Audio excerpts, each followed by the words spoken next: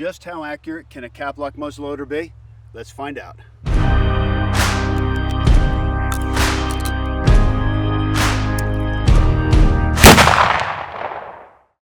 A traditional caplock muzzleloader uses iron sights. As you can see here, we crafted a custom base and bolted this onto the barrel so we can put a modern scope on this. This is a Leupold VX6 HD. So this scope cost about 4 times what this rifle cost. But if we're going to stretch this beyond 200 yards, we're going to need the advantage of a good optic. Because this is a traditional muzzleloader, we have to go back to traditional black powder. This is what we call 2F black powder. So we can't use modern black powder substitutes like Blackhorn 209. This is going old school in a new school kind of way. I'm going to put 120 grains in here, which is a recommended max load. Put this down the barrel. Oh boy, the wind's picking up. That's going to make it really challenging later. So this is a 370 grain maxi ball. You can see right there. This is a bore size bullet, so this is 50 caliber. This has bore butter natural lube 1000 around that, so that helps season the bore as it goes down. So as you can tell, this is an all lead projectile. It is not aerodynamic at all. So we're really working against ourselves and trying to shoot long range. But this gun wasn't intended to do that, but that doesn't mean it's not capable. 100 yards, this shouldn't be an issue. Got to make sure it's zeroed. I am going to use the turrets to go to 200 and 300 yards as far as we can possibly go. But number 11 percussion cap, it's not a 209 primer. So there's really no telling what we can achieve today. All right, fire in the hole, 100 yards.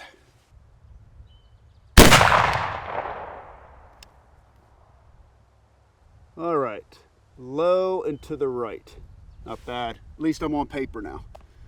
So we need to go up about 6 inches.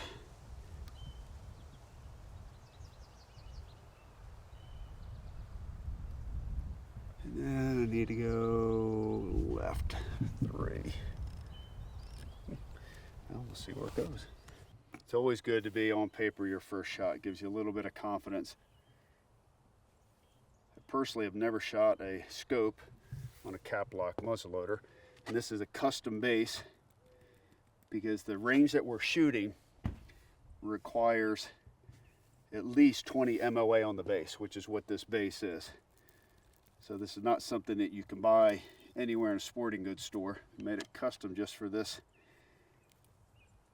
challenge today. So the furthest I've ever shot this gun was 150 yards, because until now it was all iron sights. There we go. All right, round 2. Oh, much better. Left to right's almost perfect. I am 2 inches high. What's nice about the new Leupold scope is this toolless. Pop that up, put that down. Now I can go. All right, that should be good. One more shot off to 200. This shot should do it. Gun's shooting nice. Not a lot of recoil. Of course, there's a heavy barrel on the gun. That's one advantage of having a 30-inch barrel, full octagon. It doesn't load like the modern projectiles. Perfect. All right, dead on at 100. Now we're going to use the turret. Use the forward off app here. Try to come up with our bullet drop at 200. And I think once we have one at 200, then we'll go right to 300 and hope the math works. 1360. All right, going to 200. We need to come up 13.25. 13, and a click. See how she goes. Now 200 yards for even a traditional muzzleloader is not out of the realm. I haven't shot it with iron sights. Certainly a scope's going to make it easier, but I've shot enough muzzleloaders at 200 yards. I'm not worried about us being on paper. This is more about getting a benchmark to understand how do we get beyond 200 yards. But we are shooting a heavy projectile, 370 grains, and the velocity, as you can see, because we're shooting black powder and not a black powder substitute, is relatively slow. So 1360 is our velocity. Typically I'm about 2,000 feet per second when I'm shooting my Encore muzzleloader. All right, go.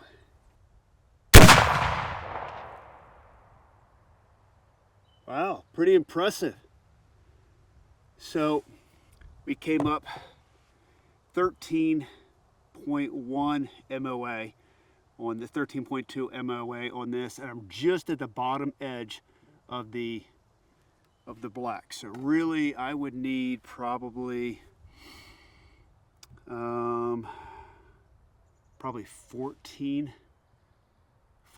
MOA, so I can make an adjustment here. So when I go to 300, I'm just accurizing the Ford-Off app here, just because I'm guessing on the BC of this bullet, because I have no idea what the BC is on a maxi ball. I mean, this is darn near a round ball in size. So I put in 0.61, or excuse me, 0.16 as the BC.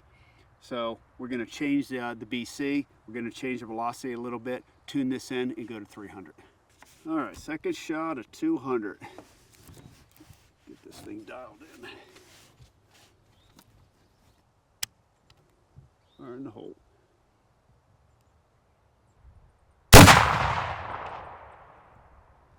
Well, that was a little higher than expected. I need to cut the distance. 13.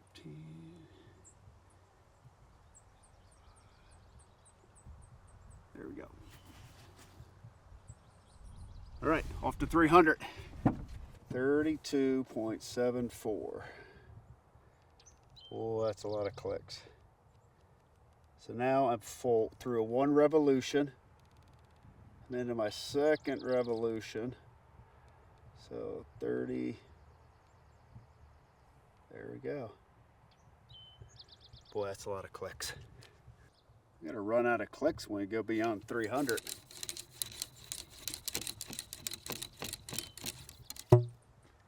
.300 yards with a caplock muzzleloader, I would say would be equivalent to shooting about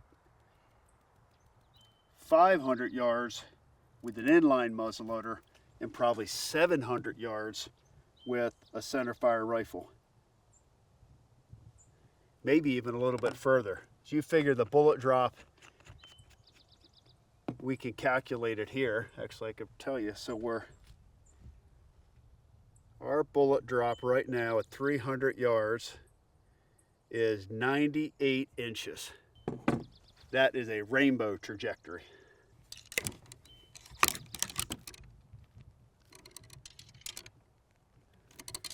All right.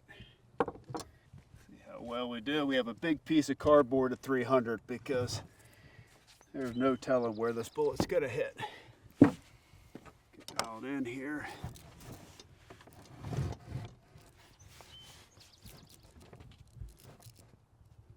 Here goes nothing.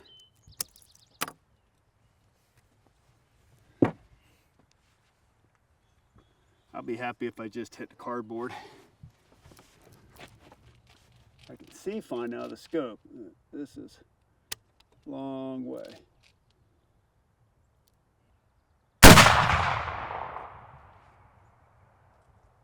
All right, we're gonna have to look in the spotting scope, but it looks like, nope, I see it.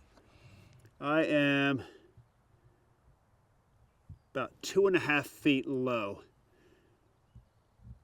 So that would be, think about that, 12, 24, 30 inches. And so I need to come up about 30 clicks. Oops, I ran out of turret. So now I think we're gonna have to aim a little high. So referencing the cardboard, I'm going to aim about 12 inches over the top of the black target and see if we can't just drop that in there. This rainbow trajectory, you're compensating for a lot. But you think about this. This loophole scope, I have 2 complete revolutions I can take on the turret. I don't have an MOA reticle in here. If I had that MOA reticle, I could get a little bit more, but what I'm going to do is I'm going to take the bottom of the duplex of the reticle and I'm going to put that at the bottom of the paper. And that should put the top of the reticle somewhere around 18 inches over the paper. So let's see if we can't drop it on the paper. 300 yards with the cap lock. We ran out of adjustment. 2 revolutions on the turret. So I'm guessing I'm gonna need to be right at the bottom of the duplex. I think we're good enough to go right to the gong and see if we can't execute a center punch at 300 yards with the muzzleloader. You guys ready? Yep. All right, here we go.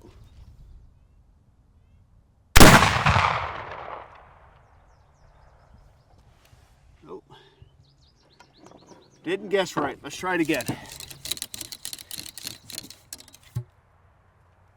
That is a long distance for maxi ball to be flying. Of course, I could have hit to the right of it too. I didn't adjust for wind. So maybe my elevation was good and I was just off by windage. So this time I'm going to adjust for the left or right wind. All right, fire in the hole.